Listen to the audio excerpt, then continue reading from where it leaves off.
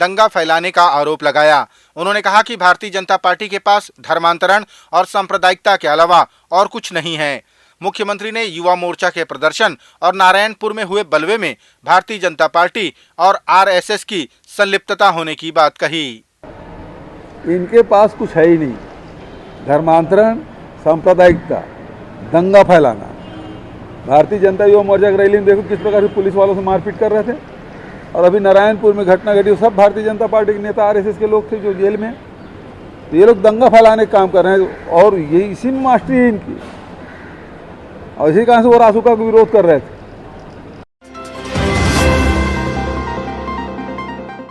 राजधानी रायपुर में गणतंत्र दिवस के अवसर पर राज्यपाल द्वारा राज्य वीरता पुरस्कार के अंतर्गत भानु प्रतापपुर, महासमुंद और बेमेतरा जिले के साहसी बच्चों का सम्मान किया जाएगा। जानकारी के अनुसार इन बच्चों ने किसी न किसी की जान बचाकर वीरता का परिचय दिया है। इनमें भानु प्रतापपुर की जंबावती भुआरिया, बेमेतरा के सीताराम यादव और महासमुंद की छाया विश्वकर्मा को पुरस्कृत किया जाएगा।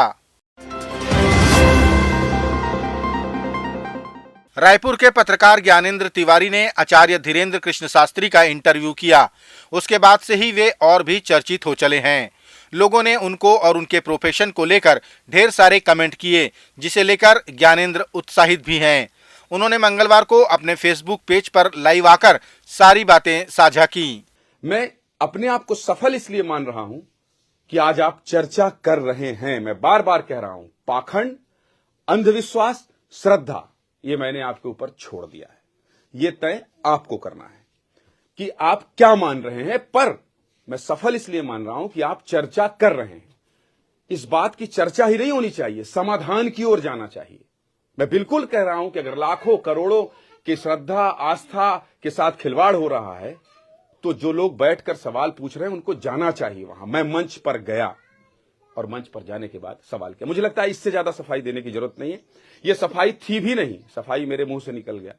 क्योंकि बहुत सारे लोग जानना चाहते थे, बात कीजिए, बात कीजिए, बात कीजिए, आइए क्या हुआ क्या हुआ, ये सब मैं कई बार बता चुका हूं। आप खुद तलाशिए। मेरा मकसद था आपके बीच में इस सवाल को लाना, क्योंकि लाखों करोड़ों लोग ये मानते हुए जा रहे हैं उनके दरबार में, आचार्य धीरेन्द्र शास्त्री के दरबार में जा रहे हैं। तो आप अब तय कीजिए, जिसको तय करना है वो तय करे, और जिसको कार्रवाई करना है कार्रवाई करे, जिसको एफआईआर कराना है वो एफआईआर कराए। पर इस पर चर्चा हो रही है, ये मेरे लिए एक सफल उद्देश्य माना जाएगा, जिस उद्देश्य में गया था। भारतीय जनता पार्टी के प्रदेश अध्यक्ष अरुण साव ने अपने जनसंपर्क अभियान के तहत जशपुर के गांवों का दौरा किया। इस दौरान उन्होंने गांवों में पहुंचकर केंद्र सरकार की योजनाओं के लाभार्थियों से मुलाकात की और अन्य जानकारी एकत्रित की। प्रदेश अध्यक्ष ने ग्रामीणों से प्रधानमंत्री आवास और उज्ज्वला गैस योजना से संबंधित जानकारी ली और योजना का लाभ लेने की अपील की। छत्तीसगढ़ के मुख्यमंत्री भूपेश बघेल ने दो टूक कहा कि जब राज्य में भाजपा की और केंद्र में यूपीए की सरकार थी तब धान खरीदी को लेकर इन्होंने प्रधानमंत्री को धन्यवाद नहीं दिया, तो हम क्यों दें। उन्होंने राज्य में हुई 105 लाख मीट्रिक टन धान खरीदी के लिए राज्य की कृषि नीति को श्रेय दिया और उन किसानों का धन्यवाद किया जो पुनः कृषि कार्य से जुड़े। हाँ, तो भारतीय जनता पार्टी के लोग बताया कि जब उसकी सरकार थी तो मनमोहन सिंह कितने बार धन्यवाद दिए, फिर दूसरे से अपेक्षा कैसे करते हैं।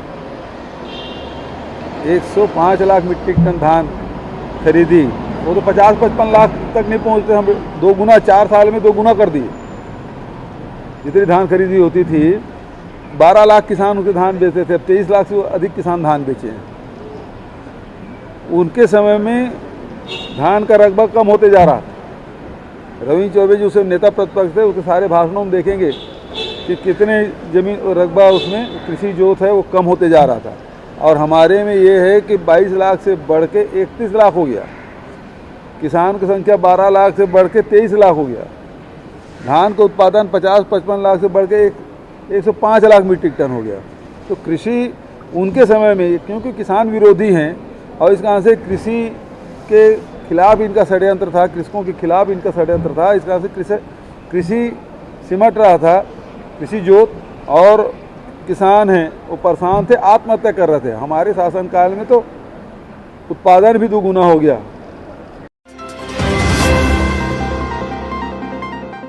दंतेवाड़ा में होने वाले गणतंत्र दिवस समारोह के परेड व व्यवस्था का निरीक्षण जिले के कलेक्टर व पुलिस अधीक्षक ने लिया।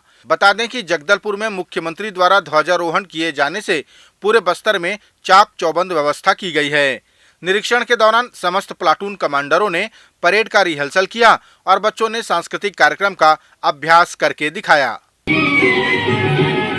मेरे देश की धरती सोना उगले उगले हीरे मोती, मेरे देश की धरती, मेरे देश की धरती, मेरे देश की धरती सोना उगले।